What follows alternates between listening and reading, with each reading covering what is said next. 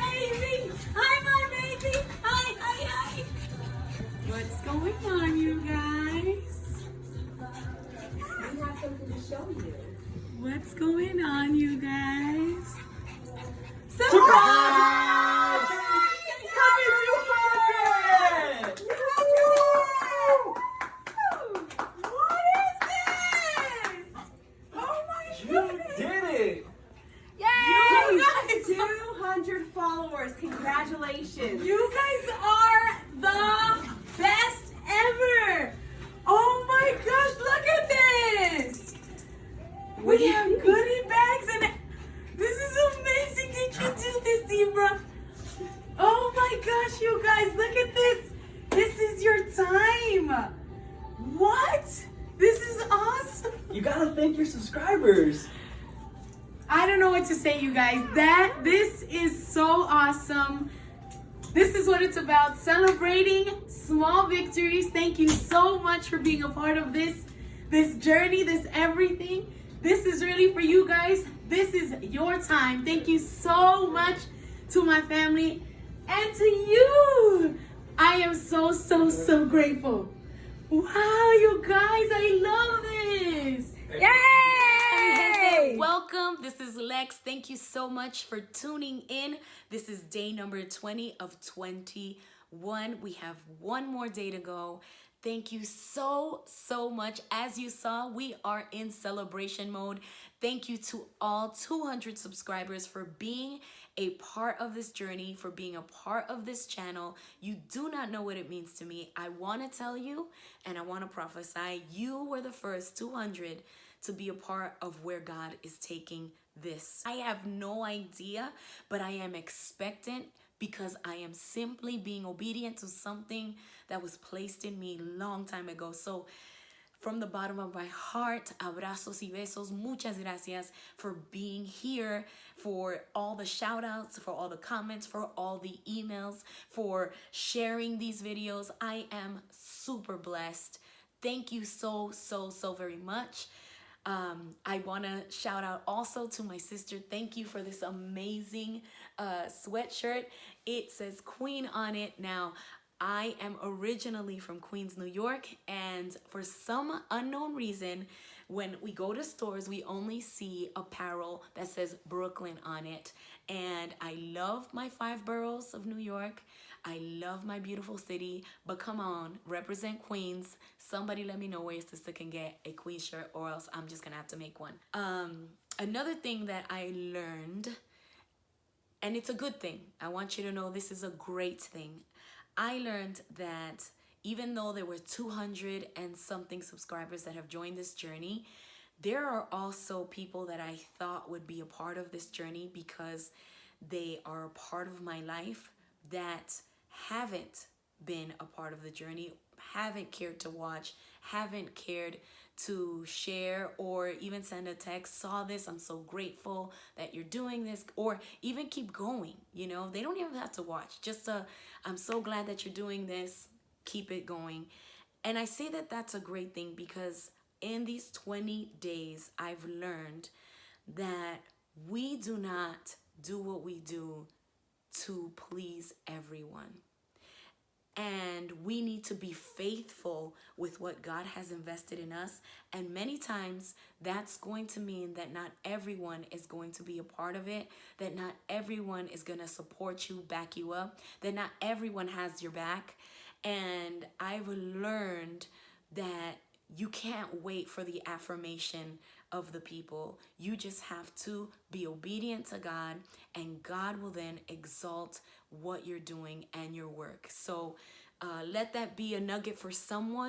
If you are dreaming for anything in your life, if you're pursuing anything in your life, you keep going, no matter if you get the encouragement, no matter if you get the affirmation, no matter if you get the applause, you keep doing it, and eventually they will come on board and celebrate, or they missed out on a great celebration. A very important thing that I can tell you on day 20 is that not everything that I came in this journey with has gotten resolved, or things may even have escalated since I started in my personal life or in the ministry.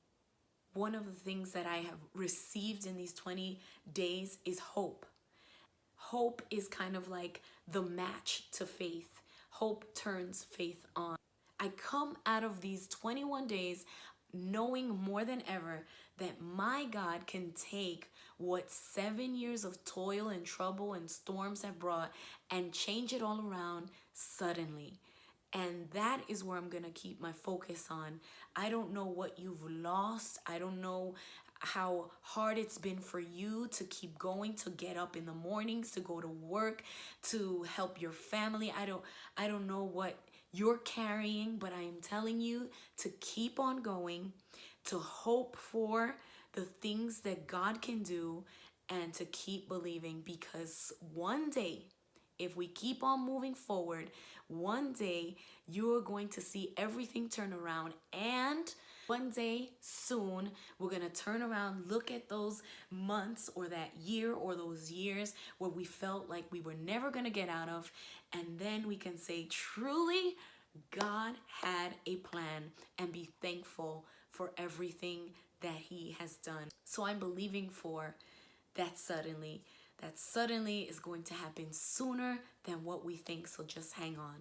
So today I want to read to you really quickly 2 Thessalonians chapter 1 verse 11, and it says, "So we keep on praying for you, asking our God to enable you to live a life worthy of His call. May He give you the power to accomplish all the good things your faith prompts you to do." On day 20, there's a big lesson here. It's a fundamental to our dreams coming to pass, to our purpose coming to pass, to our call coming to pass. There are so many of us that will not see everything that God has ordained for us, because we have failed to understand that there is a life that we have to live in order for these things to come to pass. Now, what is a life worthy of His call? See, God is not so interested in the riches of this earth, or the houses that we're going to obtain, or the success that we're going to have. He cares about our eternity, where we're going, what's going to happen after everything is over, when the return of Christ is. That's what He mostly cares about. And living a life that's worthy of His call, what does that mean? Number one, it goes back to the Gospels. Two things. Number one, love the Lord with all your heart, soul, and mind. Number two, love each other as you love yourself. Simple, right? I want you to really think about how you're living your life right now. Is it worthy of where God is taking you? Do you love God at all times, meaning that you're willing to sacrifice, you're willing to say yes no matter what it takes? Or do you love God when it's convenient? Do you love God when you're in need? Do you love God to resist the temptation, meaning to not do those things that you know that He's broken off of your life, to not go back, to not watch those things that are going to just please your fleshly desires, to not have those conversations with people that are not edifying to you or to anyone? Do you love Him enough to put your plans to the side when He comes in with a whole different plan? See, loving God is so much more than just what we say. The second is loving others the way you love yourself. There's one thing I've always believed, and it's not giving people the power to stop the blessings from coming into your life. And what do I mean by that? There are people that we need to forgive, and they may never ask for that forgiveness. There are people that we need to ask for forgiveness. See, we cannot get to the second half of this verse if we can't get through the first. Living a life worthy of the call. It simply means living a life where day to day you are sacrificing your flesh so that others could see the character of Christ in us.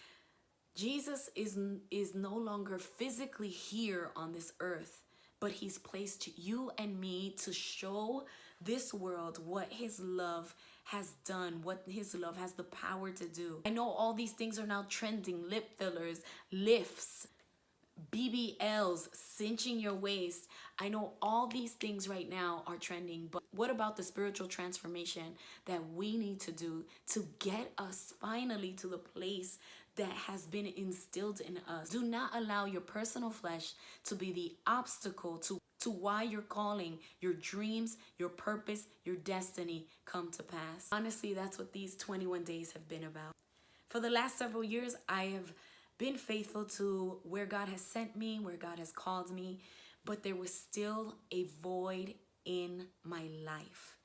And that is why October of 2019, I believe His Spirit led me to this journey right here. He brought me back to this channel to help me walk and navigate through certain things. Why? Because those voids were simply the dreams that were not answered. Were simply the dreams that were not awakened. Were simply the purpose that was dormant. So I truly believe that as I'm walking into this scripture right now, He is enabling, He is giving me the power to do the things that my faith has prompted me to do. And for you, I don't know what your faith is telling you to do, to write that song, to write that book, to do that tutorial, go on that missions trip, to write that check, to join that worship team, to be that facilitator for your home groups, to start that organization, to open up that church. I don't know where your faith is leading you to. But remember, faith moves in things that cannot be seen at this time. So I close with this. Everything that you've been feeling, that you've been yearning for, to do, to start, it hasn't been you. All along, it's been God. You're going to bless someone through your obedience. And here in this book, we've already been prayed for thousands of years ago to be given the power to accomplish the things that our faith has called us to do. So day number 20, it is time to fulfill those things that your faith has invested in you, has made you uncomfortable for, has given you daydreams about. But going back to the first verse, they will not come to pass unless first you live a life worthy of the call. What is stopping you in your life right now? What are you doing? What is hindering you? What is a character flaw? What is a sin that needs to stop? What are relationships that need to be severed? What are addictions that need to be broken? The Spirit of God is there to help you live this life that God is calling us to. It is right there. It is right here. All you have to do is get close and He will turn your life around. God wants you to succeed. He does not want you to fail. Thank you so much for watching day 20. We have one more day. I'll see you tomorrow.